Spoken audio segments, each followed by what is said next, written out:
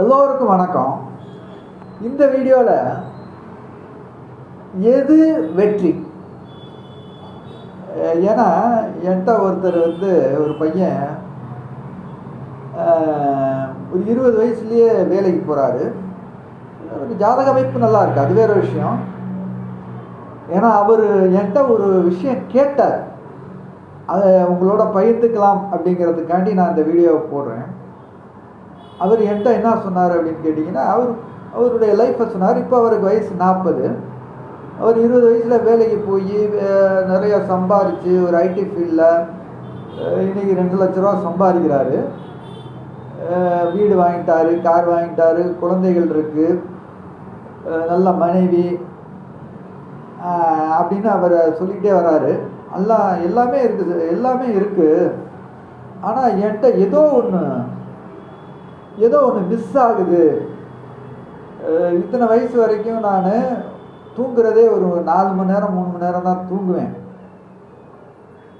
ஆனால் எல்லாத்துலேயும் நான் ஜெயித்தேன்.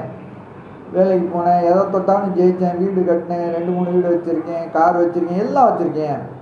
ஆனால் என்னமோ ஒன்று மிஸ் ஆகுது. அது என்ன அப்படின்னு தெரியல. உங்கள் அனுபவத்தை சொல்லுங்கள். எது வாழ்க்கையில் வெற்றி? நான் எல்லாத்தையும் ஜெயிச்சிட்டேன், ஆனால் என்கிட்ட ஏதோ ஒன்று மிஸ் ஆகுது அப்படின்னு அவர் கேட்டார்.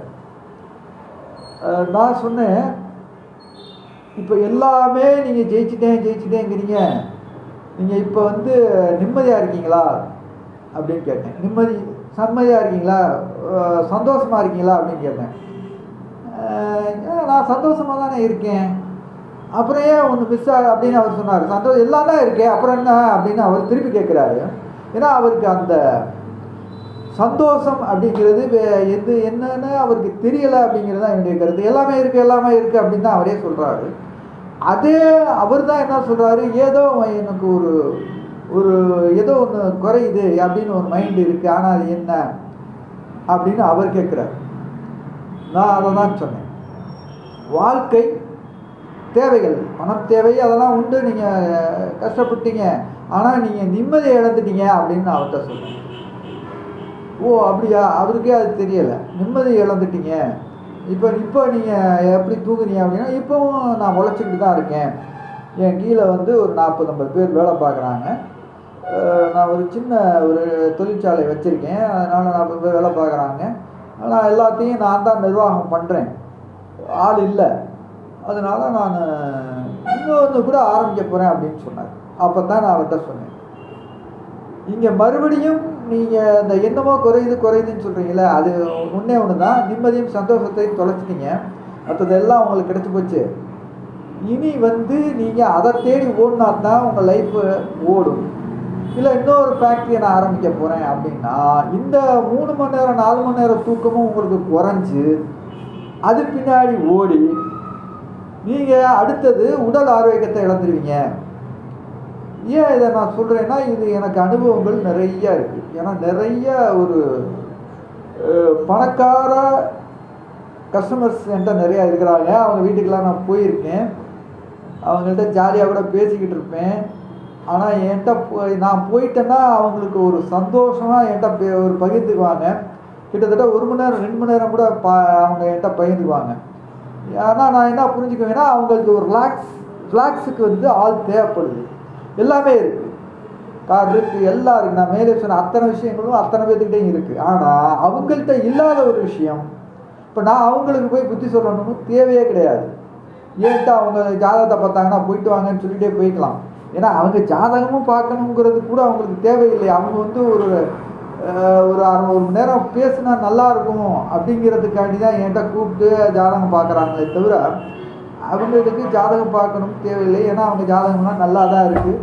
அவங்களுக்கு ஒரு 30-40 வருஷத்துக்கு யோகங்கள் ஓடிக்கிட்டு இருக்குது. ஆனால் அவங்கள்ட்ட இல்லாத ஒன்று என்கிட்ட இருக்குதுன்னு நான் நினச்சிக்குவேன். ஏன்னா அந்த நிம்மதியும் சந்தோஷமும், பணம் காசு நம்மள்கிட்ட இல்லைனாலும் நிம்மதியும் சந்தோஷமும் நம்மள்கிட்ட இருக்குது. அதை பகிர்ந்துக்க தான் அவங்க நம்மளை கூப்பிட்றாங்க. அப்போ நான் அவங்கள்ட்ட சொல்லுவேன், போதும் அப்படி. அதாவது மனிதனுக்கு ஆசை அப்படிங்கிறது இல்லைன்னா மனிதன் கிடையாது. ஏன்னா அந்த காலத்தில் புத்தர் சொன்னார், அதாவது துறவிகளுக்கு மட்டும்தான் அந்த வேர்டு யூஸ் ஆகும். ஆசை இருக்கக்கூடாது அப்படின்னா இந்த காலத்தில் அதை கொஞ்சம் மாற்றி சொல்லலாம். ஆசைப்படுங்கள், பேராசைப்படாதீர்கள் அப்படிங்கிறத நான் சொல்லுவேன். ஏன்னா அந்த ஆசையே இல்லைன்னா மனுஷன் வந்து அவன் சன்னியாசி, அவனுக்கு எதுவும் தேவைப்படாது, சன்னியாசிக்கு எதுவும் தேவைப்படாது.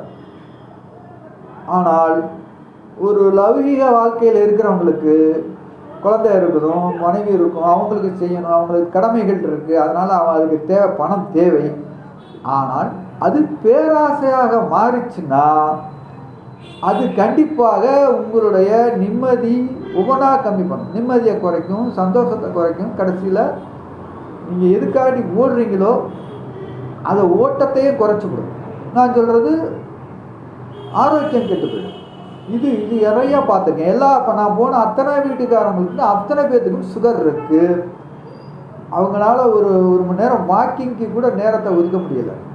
இப்படியே போனால் அவங்க ஒரு 10 வருஷத்தில் ஒன்று அவங்களுக்கு ஆளில் ஏதாவது உடம்பே பாதித்து ஹார்ட் அட்டாக் வந்துடும், இல்லை பிரச்சனைகள் ஆகும், இல்லை அவங்க அந்த பூமியில் இருப்பாங்களா அப்படிங்கிறது கூட வந்து சந்தேகம்தான். இது நான் ஒரு உதாரணத்துக்கு தான் சொன்னேன். ஆக எல்லாருக்கும் அவர்கிட்ட நான் சொல்லி அனுப்பிச்சது இது. இன்னொரு ஃபேக்ட்ரி ஆரம்பித்தேன் அப்படின்னு போனீங்கல்ல, இப்போ இதுக்கு தான் நான் சொல்ல வந்தேன். என்னுடைய அனுபவத்தை தான் பயந்துக்கிறேன். நீங்கள் இப்போவே இன்னும் கூட நீங்கள் அந்த வேலையாட்கள் யாரையாவது போட்டுட்டு, நீங்கள் வேலையாட்களை போட்டுட்டு நீங்கள் கொஞ்சம் ஃப்ரீயாக ஆனால் தான் இன்னும் ஒரு 20 வருஷத்துக்கு உங்களுடைய உடல்நிலை நல்லாயிருக்கும். அந்த நீங்கள் இன்னும் தொடர்ச்சியாக வாழ்க்கையை ஓட்ட முடியும். உங்கள் பிள்ளைகளுக்கெல்லாம் இன்னும் திருமணம் செய்யணும், அப்புறம் வந்து ஒரு பேரம் பேத்தி, இந்த சந்தோஷத்தெல்லாம் நீங்கள் பார்க்கணும் அப்படின்னால் ஃபஸ்ட்டு வந்து உங்களுடைய உடல் ஆரோக்கியம் நல்லா இருக்கணும். அதனால் இது போதுங்க. நீங்கள் இப்போ எல்லாமே சம்பாதிச்சிட்டிங்க, போதும், எல்லாத்தையும் சம்பாதிச்சு கொடுத்தீங்கன்னா அப்புறம் பிள்ளை என்ன சம்பாதிக்கும், அதுக்கு சோம்பேறி ஆக்கிட்டு போயிட்டீங்கன்னா அதுக்கு வியாதி வந்துடும். அதுகளையும் உழைக்கிற அளவுக்கு நம்ம வச்சுக்கணுமே தவிர எல்லாத்தையும் நீங்களே உழைச்சி கொடுத்துட்டிங்கன்னா அவங்க வந்து சோம்பேறி ஆயிடுவாங்க.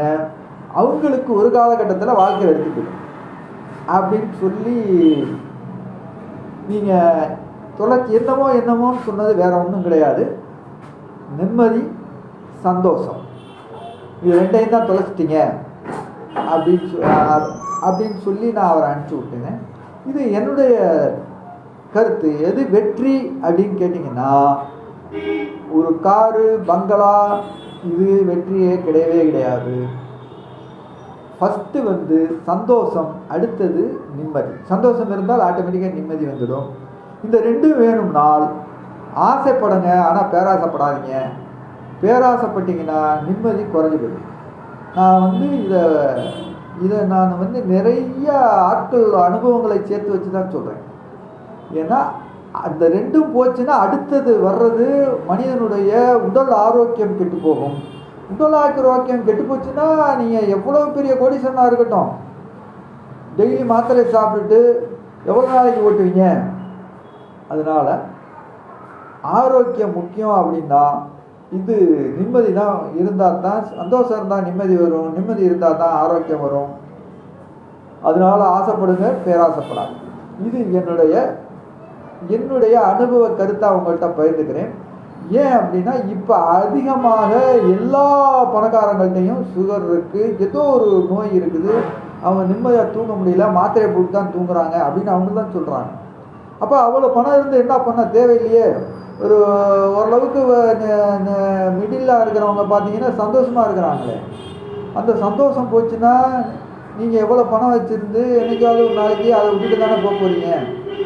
அதனால் என்னுடைய கருத்து, வெற்றி அப்படிங்கிறது சந்தோஷம் அண்டு நிம்மதியில் தான் இருக்கே தவிர பணம் இல்லை அப்படிங்கிறது என்னுடைய கருத்து. இது நீங்கள் தனிப்பட்ட விஷயங்களில் ஜாதகம் பார்க்கணுன்னாலும் திருமண பொருத்தம் பார்க்கணுன்னாலும் என்னுடைய வாட்ஸ்அப் நம்பரை தொடர்பு கொள்ளுங்கள். என்னுடைய வாட்ஸ்அப் நம்பருக்கு உங்களுடைய date of birth, time, birth place எல்லாத்தையும் அனுப்பிச்சி விட்டிங்கன்னா நானே கணிச்சு சொல்லிவிடுவேன். நீங்கள் எந்த ஊரில் எந்த நாட்டில் இருந்தாலும் என்னுடைய நம்பரை தொடர்பு கொள்ளுங்கள். என்னுடைய வீடியோக்களை நீங்கள் தொடர்ச்சியாக பார்க்கணுன்னா யூடியூப் போய் SARANI சாரணி, ஃபேஸ்புக் SRI ஸ்ட்ரீன்னு சர்ச் பண்ணிங்கன்னா சாரணி ஸ்ரீ அஸ்ட்ராலஜி டிவின்னு வரும். மறக்காமல் எல்லாரும் சப்ஸ்கிரைப் பண்ணிட்டு பாருங்கள். என்னுடைய வாட்ஸ்அப் நம்பர் 9865158355. இந்த நம்பரை தொடர்பு கொள்ளுங்கள். மற்றொரு வீடியோ நான் சந்திக்கிறேன். நன்றி, வணக்கம்.